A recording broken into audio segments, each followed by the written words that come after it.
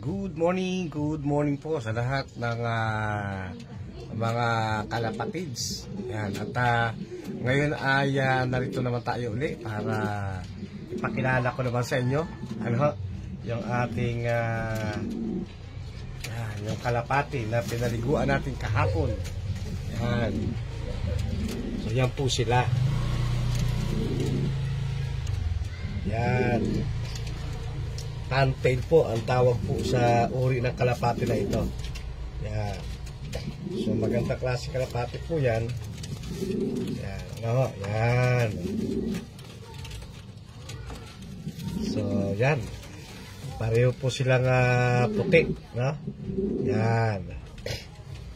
At paparamihin din natin, no? Yan. At marami rin mga kaibigan na nag-aabang ng ano nito, ng iaanak nito. Okay. So, yan po. At hanggang dyan lang muna.